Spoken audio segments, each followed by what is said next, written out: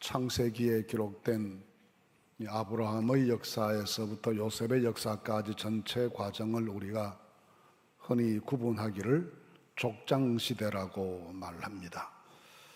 이 족장시대란 한 가족이 시족 단위의 큰 무리로 발전하기 전의 대가족 체제를 이루던 시기를 말하는데, 대체로 성경 역사에서는 BC 2100년에서 절 500년 사이까지 창세기 12장에서 50장까지의 기록된 역사를 족장시대라고 부릅니다.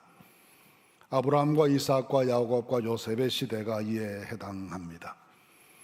그런데 이 같은 족장 시기 안에서도 다양한 변화가 이루어졌고, 각기 족장들의 생애에서도 변곡점들이 많이 있었습니다. 아브라함은 갈대아 우르의 삶에서부터 가나안으로 이주하는 큰 변화를 겪었고, 이삭은 순수 유목민의 삶에 농경사회 문화를 수용하는 변화가 있어가면, 야곱은 외삼촌 라반의 집에서 20년의 피난 생활을 마치고 가나안으로 복귀해서 가나안 생활을 해야 하는 변화가 있었습니다. 이런 생애의 전환점마다 그들 한 사람 한 사람에게는 삶의 큰 변화들이 있었고, 신앙도 새로운 차원으로 성장해 가면서 어떻게 하나님의 구원 역사를 이어갈 수 있는 믿음의 사람으로 성장해 가는지의 그 내용이 창세기에 잘 기록되어 있습니다. 흔히 우리가 생애 주기라는 말을 많이 사용합니다. 한 개인이 태어나서 죽을 때까지 거치는 일련의 발달 단계를 말하는데, 아동기, 청소년기, 성인기, 노년기 등으로 나눕니다. 근데 각 주기마다 특징이 있고, 앞선 주기에서 다음 주기로 넘어가는 전환기가 삶에는 매우 위험한 순간이 되게 됩니다. 신체적으로나 심리적으로 변화가 급격하고, 그런 자기 변화를 거치는 동안에 사회적인 변화도 심하게 되고, 미래가 점점 더 불투명하게 되면서 어려움과 혼란을 주기마다 겪게 됩니다. 이 전환기 역사에 어떻게 대응하는가에 따라서 삶이 비약하기도 하고, 때로는 그 전환기의 실패 때문에 인생이 나락으로 떨어지는 것을 경험하게도 됩니다. 개인만 그런 것은 아니고 국가 역사에도 마찬가지 있습니다. 이스라엘 백성들이 가나안에 들어와 보니까 이미 농경사회가 시작되어 있었습니다. 유목민 문화가 지배적이었던 그들이 농경사회에 적응하는 과정에서 가나안의 토속 종교인 바알 종교를 받아들이게 되는 과오를 범하게 되고, 이것이 결국은 민족의 몰락을 촉진하는 원인으로 작동되었습니다. 반면에 6세기경에 바벨론에 의해 나라가 망하고 포로가 되어 끌려갔을 때 민족이 소멸될 수 있는 최대의 위기를 맞이했지만, 오히려 그 시기를 그들은 세계적인 안목을 뜨는 기회로 삼았고, 그 시기에 신앙도 우주적인 신관을 가지게 되면서 온 천하를 다스리시는 하나님에 대한 믿음을 가지게 되면서 새로운 성장의 계기로 활용할 수가 있었습니다. 위험 요소가 매우 많은 시기가 전환기였지만, 잘 극복하고 대처하면 오히려 새로운 역사를 만드는 계기가 주어지기도 합니다. 오늘 읽은 성경 말씀에 야곱이 야복강을 건너가는 내용이 있습니다. 이전까지의 삶과 이후의 삶을 구분짓는 매우 획기적인 그 삶의 전환기였습니다. 이 과정에서 야곱은 이스라엘로 이름이 바뀌는 것처럼 삶의 내용도 완전히 바뀌는 전혀 다른 존재인 것처럼 변화를 경험하게 됩니다. 다른 방식으로 문제를 대하고, 다른 방식으로 해결책을 추구하고, 다른 목표를 추구하는 사람으로 완전히 변화되는 경험을 하게 됩니다. 우리는 무엇인가 바꾸어진다는 것에 대해서 본능적인 거부 반응이나 두려운 생각을 하게 될 때가 많습니다. 우리가 잘 즐겨 먹는 숙주나물이라는 것이 있습니다.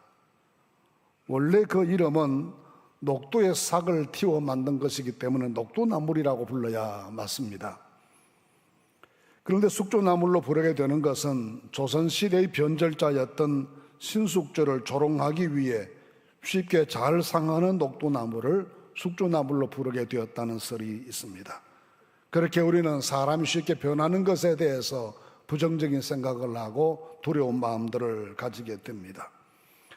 그러나 변화가 필연적일 때가 있고 변해야 생존과 미래가 보장되는 경우가 반드시 우리 삶에 다가오게 됩니다.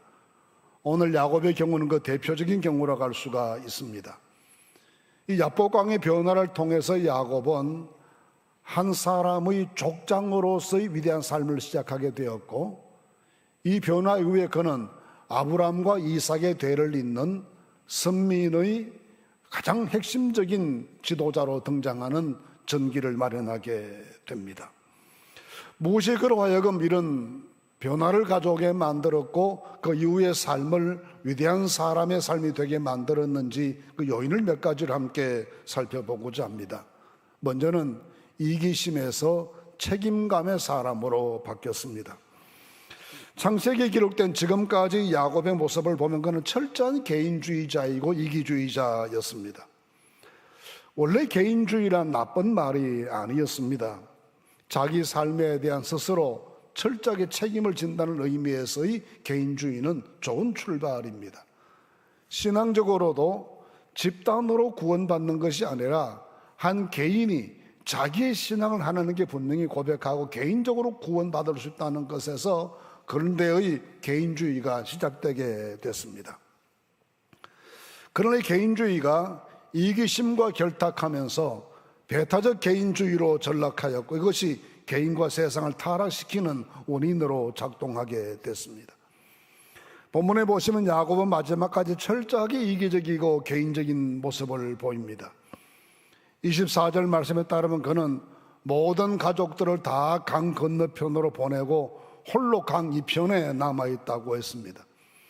이런 조치를 취하게 된 것은 6절 말씀에 기록된 것처럼 야곱이 20년 만에 고향으로 돌아온다는 소식을 듣고 에서가 400명의 군대를 조직해서 그를 대적하기 위해 기다리고 있다는 앞서간 선발대의 보고를 접했기 때문입니다. 그래서 그는 에서의 마음을 달랠 선물을 앞세우고 그의 모든 소유와 가족들을 강을 건너게 하고 그 홀로 강 이편에 남아 있습니다. 만약의 경우 홀로라도 살아남아 훗날을 도모해야 되겠다는 지독히 이기적이고 개인주의적인 모습을 보입니다. 이 한 장면은 그가 지금까지 얼마나 철저하게 자기 중심의 삶을 이기적으로 살아왔는지를 여실히 보여주는 한 장면으로 생각할 수가 있습니다. 그런데 하나님께서는 기도 중에 야곱의 허벅지 관절을 어긋나게 하셔서 마음대로 움직이지도 못하게 만드십니다. 그리고 그 상황 속에서 그가 생각을 바꾸도록 인도하십니다.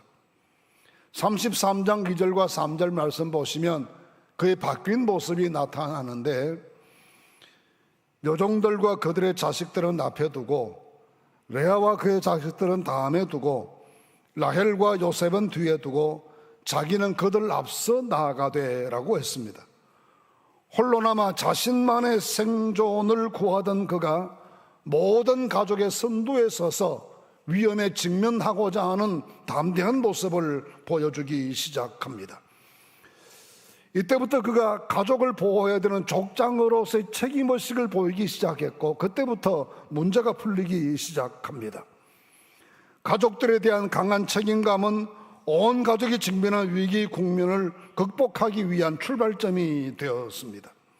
그렇게 책임감은 중요한 무소입니다.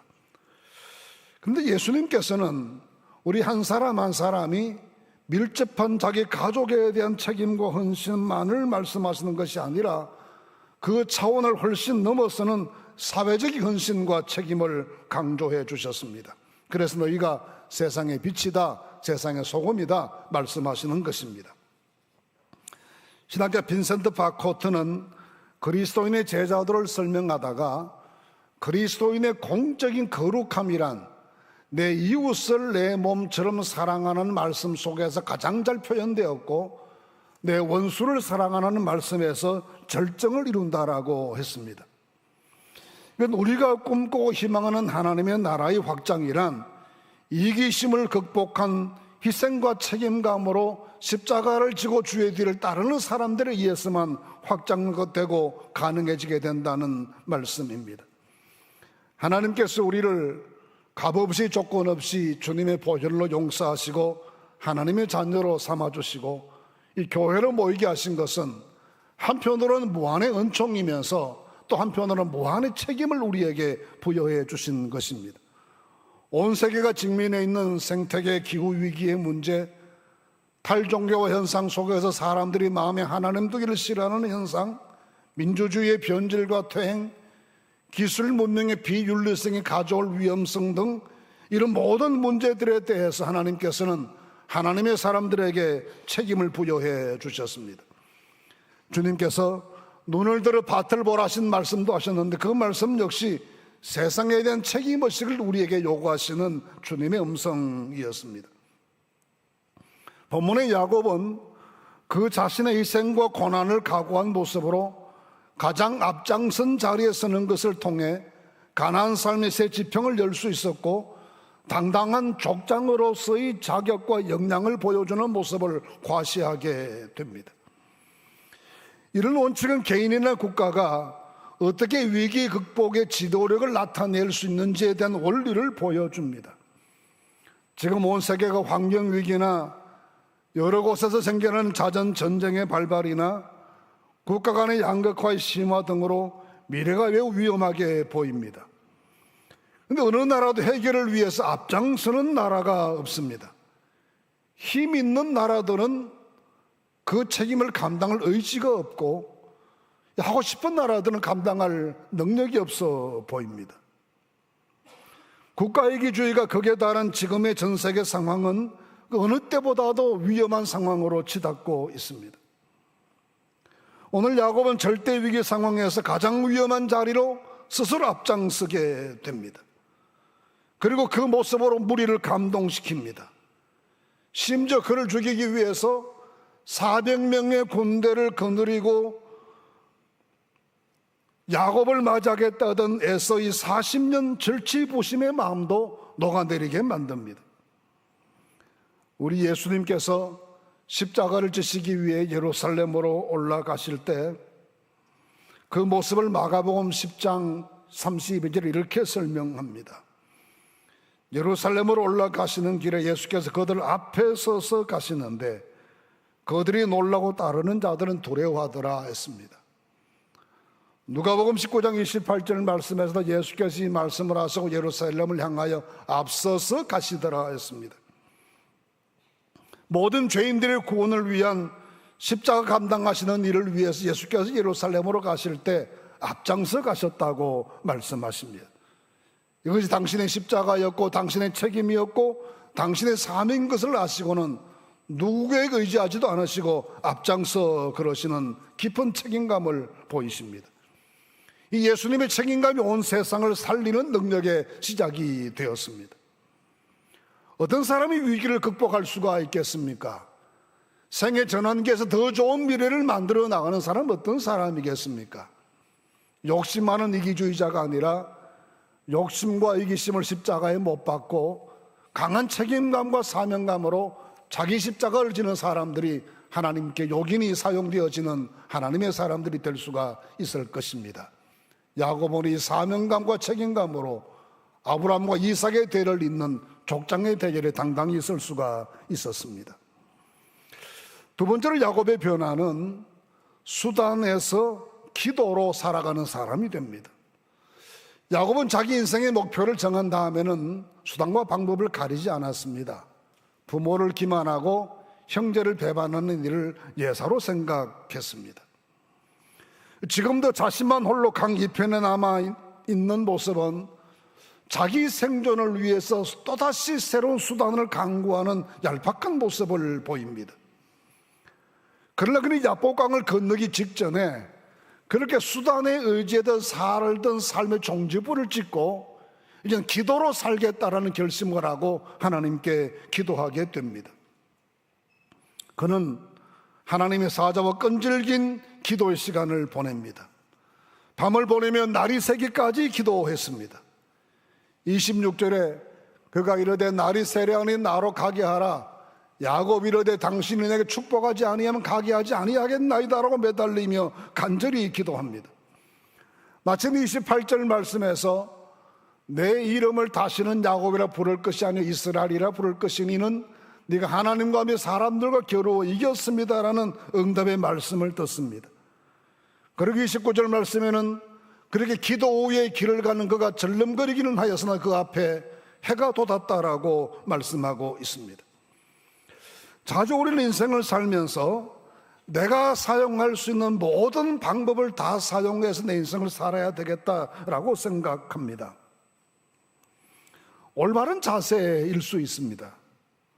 하나님께서 허락하신 삶의 모든 에너지를 다 사용해서 전력을 다한 삶을 살아가는 것은 바람직한 모습입니다. 그러나 그것만으로 인생의 모든 전환기를 다 극복할 수 있다고 생각하면 그것은 지나친 오산입니다. 우리가 사용할 수 있는 모든 것은 자신의 경험이나 지식의 범주 속에 있습니다. 앞으로 전개될 일은 내 자신의 경험이나 지식의 범주를 훨씬 넘어서는 것이기 때문에 내 가진 자산만 가지고 미래를 만들 수 있다고 생각하는 것은 지극히 교만한 생각입니다. 세상이 날마다 바뀌기 때문에 더 그런 변화가 시급해지게 됩니다. 11세기의 십자군 전쟁이 만든 일종의 금융제도와 같은 게 있습니다. 오늘날의 은행 시스템과 같은 겁니다. 성지 순례를 떠나는 유럽의 많은 사람들이 예루살렘에 도착하기까지는 너무나 위험한 일이 많았기 때문에 돈이나 귀금속 같은 것을 몸에 지니고 가기가 불가능했습니다. 실제로 그 시기는 성지 순례를 떠났던 많은 사람들이 수백 명 단위로 강도들에게 몰살당한 기록을 자주 찾아볼 수가 있습니다. 그래서 떠나기 전에 로마에서 그 돈을 기사단에게 맡기면 정서를 발행해주고 예루살렘에 와서 정서를 제출하면 돈을 돌려받게 되는 일종의 현재의 수표와도 비슷한 입출금 제도가 만들어지게 됩니다. 성지 순례객들의 안전을 보장하려 하는 기사단의 혁신적인 아이디어였고 많은 순례객들에게 큰 도움이 됐습니다. 그런데 이것이 시간이 지나면서 막대한 수익을 기사단에게 안겨주자 이 방식으로 기사단은 유럽 경제의 큰 손으로 등장했고 왕실들의 재정을 조달하는 창구 역할을 하는가 하면 검은 돈의 뒷거래에 이용되기도 했습니다. 결국은 100년을 버티지 못하고 이단으로 정제되어서 역사에서 사라졌습니다. 사람이 가진 수단과 방법은 결코 영원하지 않습니다. 반드시 한계에 부딪히게 되고 부작용 때문에 몰락하기도 하고 다양한 대응 세력을 만나면서 무기력해지기도 합니다. 전환기를 지나면서 기존의 문명이 종말을 고했던 역사도 흔히 볼 수 있습니다. 불과 10년 전에 우리가 오늘과 같은 AI 문명이 우리 삶에 개입하리라고는 상상하기가 어려웠습니다. 일부 과학계의 일이었지 우리의 일상생활까지 지배하게 될 것은 정말 상상하지 못했습니다. 기존의 경험과 지식으로는 다가오는 미래를 예측하기도 어렵고 대응하기는 더욱 불가능해 보입니다. 때문에 우리에겐 새로운 방법이 필요합니다. 야복강에서 야곱은 지금까지 기존의 모든 술수와 계략과 수단을 이용하던 방법을 내려놓고 기도를 자기 삶의 방법으로 채택하고 이후부터 기도하는 사람이 되게 됩니다. 그렇게 기도했을 때 하나님은 야곱과 에서가 극적인 상봉을 하고 서로 화해하고 서로를 축복하는 장면이 연출될 수 있도록 은혜를 베푸십니다. 창세기 33장 4절 말씀 보시면 에서가 달려와서 그를 맞이하여 안고 목을 넣어 맞추며 그와 입맞추고 서로 울었다고 했습니다. 20년 와신 상담했던 복수심이 한순간에 사라지고 형제 뜨거운 눈물의 상봉과 화해가 이루어진 것입니다. 기도의 힘은 그렇게 위대한 것입니다. 이때 이후로 야곱은 늘 중대한 고비가 있을 때마다 기도하는 사람으로 바뀌어갑니다. 창세기 34장 35장 말씀에 야곱 가정이 맞이했던 가나안에서의 절대적인 위기가 있었습니다. 그의 딸 디나가 세겜이라는 청년에게 성폭행을 당했는데 이 사건에 분노했던 야곱의 아들들이 세겜의 마을로 들어가서 기만한 다음에 마을 사람 전부를 남자들을 죽여버렸습니다. 이 소식이 가나안에 퍼지자 가나안의 여러 부족들이 동맹을 맺고 야곱 집에 대하여 복수를 다짐하면서 선전포고를 해왔습니다. 이때 야곱은 나와 내 집이 멸망하게 되었다고 장탄식을 했습니다. 그런데 이 절대 위기에서 야곱은 자기를 도와줄 동맹 세력을 찾거나 군사적인 대응을 준비하거나 또는 협상과 타협안을 마련하기 위해서 대화를 시도하는 등의 모든 방법을 포기합니다. 그리고 가족들에게 이렇게 말합니다. 우리가 일어나 베델을 올라가자. 내 환난날에 내게 응답하시며 내가 가는 길에서 나와 함께 하신 하나님께 내가 거기서 제단을 쌓으려 한다 했습니다. 하나님께 제단 쌓고 하나님께 기도하고 하나님께 우리의 모든 것을 맡기는 이 방법을 선택하자고 가족들을 설득한 것입니다. 이 결심이 결국 야곱의 가족을 살리게 되었고 그들의 미래를 보장하는 방법이 되게 되었습니다. 세월이 더 지난 다음에 사랑했던 아들 요셉이 행방불명이 되었습니다. 다른 아들들은 요셉이 짐승에게 찢겨 죽은 것 같다고 아버지에게 거짓 보고를 했습니다. 근데 훗날에 이 요셉이 애굽으로 내려가 총리가 되어 있다는 소식과 함께 온 가족을 애굽으로 초청한다는 이민 초청 연락이 왔습니다. 어려운 결정이었습니다. 그때도 야곱은 밤을 새워가며 하나님께 기도했습니다. 그리고 하나님께로부터 애굽으로 내려가도 좋다, 나도 너와 같이 가겠다는 말씀을 듣고서야 애굽 이주를 실천하게 됩니다. 일이 어렵고 힘들 때, 미래가 불확실하고 앞이 보이지 않을 때, 두려움과 공포가 내 앞길을 가로막을 때 어떤 선택과 결정을 해야 이 전환기에 지혜로운 선택과 결정이 된지 알 수 없어서 혼란에 빠져 있을 때, 이때는 기도해야 될 때입니다. 기도로 미래를 만들어 나가고 기도로 역사를 창조해 나가고 기도로 위기의 순간들을 기회의 순간들로 만들어내시는 하나님의 축복이 모든 성도들과 함께 하시게 되기를 간절히 바랍니다. 세 번째로 야곱은 사람을 쳐다보던 사람에서부터 하나님 바라보는 사람으로 바뀌어집니다. 29절 30절에 이렇게 말씀합니다. 야곱이 청하여 이르되 당신의 이름을 알려주소서. 그 사람이 이르되 어찌하여 내 이름을 묻느냐고 거기서 야곱에게 축복한지라. 그러므로 야곱이 그곳 이름을 버니엘이라 하였으니 그가 이르기를 내가 하나님과 대면하여 보았으나 내 생명이 보존되었다 함이더라 했습니다. 24절 말씀에 따르면 그가 처음 하나님께 기도할 때는 어떤 사람과 붙잡고 씨름한다고 생각했습니다. 근데 30절 말씀에는 그렇게 밤새 붙잡고 씨름했던 그 상대가 사실은 사람이 아니고 하나님이었다는 사실을 깨닫고 내가 하나님을 대면했다라고 고백한다는 내용입니다. 그래서 그곳 이름을 버니엘, 하나님의 얼굴이라는 이름으로 도시 이름을 정했다는 것입니다. 사람은 사회적인 존재이고 많은 관계 속에서 삶이 운영되어 갑니다. 그 관계 하나하나가 삶의 질과 행복을 결정하는 요인이기도 합니다. 그런데 그 모든 관계 배후에는 하나님의 섭리가 있고 하나님의 다스리심이 있습니다. 칼을 들고 기다리는 것은 에서가 준비한 400명의 군대인데 야곱은 왜 하나님께 밤을 세워가면서 기도의 시간을 보내게 되는 것입니까? 사람과의 관계에 이제는 하나님과의 관계가 더 중요하고 그 사람과의 관계를 다스리시는 분도 하나님이심을 인식했기 때문입니다. 그래서 하나님을 대면하고 살아가는 버니엘의 사람이 되기로 작정하게 됩니다. 이것을 켈 케곤 인생은 신 앞에 단독자라는 말로 설명했습니다. 날마다 하나님을 대면하고 살아가야 될 사람이 인생이라는 것입니다. 사람을 실족하지 않고 사람에게 악한 일을 행하지 않고 살아갈 수 있기 위해서 가장 우리에게 필요한 것이 날마다 하나님 앞에 서는 사람의 자세로 하나님 대면하고 살아가는 이 버니엘의 자세입니다. 저는 평생을 목사로 살면서 늘 마음에 갈등 생기는 게 하나 있었습니다.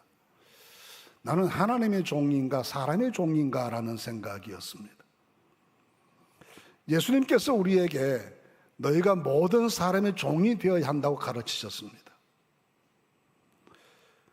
그래서 사람을 극진히 사랑하고 섬기는 것이 결코 잘못이 아니고, 마땅히 사람을 실족시키지 않고 상처 주지 않기 위해서 조심스럽게 자기 삶을 살아야 되는 것이 마땅한 도리입니다. 그런데 가끔 이 두 가지가 상충될 때가, 충돌할 때가 있습니다. 지나치게 사람을 위하는 생각을 하고 살아가다 보니 의로운 편이 서지 못하게 될 때가 있는가 하면 진실하고 정직하지 못할 때가 있게 됩니다. 리차드 뮬러가 이것을 두 가지로 설명했습니다. 우리 코람데오의 삶과 코람 호미니부스의 삶을 구분할 줄 알아야 된다라고 했습니다. 하나님 앞에 사는 것과 사람 앞에 사는 것을 구분하고 사람을 섬기는 것에 한계를 두라고 그는 권고해 줍니다. 실제로 사도행전 4장 19절 말씀에서 베드로와 요한이 그렇게 말합니다. 하나님 앞에서 너희의 말을 듣는 것이 하나님의 말씀 듣는 것보다 옳은가 판단하라. 우리는 보고 들은 것을 말하지 않을 수 없다.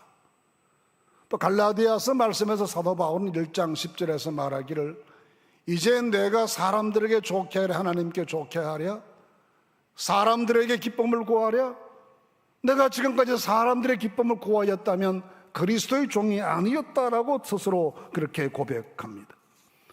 물론 우리는 모든 사람과 화평한 관계를 가지고 살아가야 될 필요성이 있습니다. 그것 때문에 하나님과 원수되는 것은 올바른 자세가 아닙니다.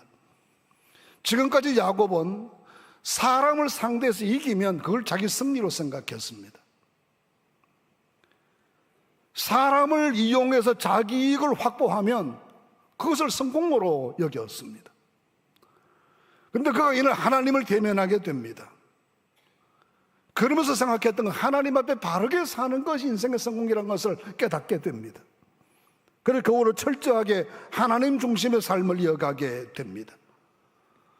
새로운 문명이 다가오는 시기에는 선택도 결정도 쉽지 않을 수 있고 미래를 위한 선택이 순간적으로 이루어지는 것이지만 그 파급 효과가 엄청나다는 것 때문에 망설여질 때도 많습니다.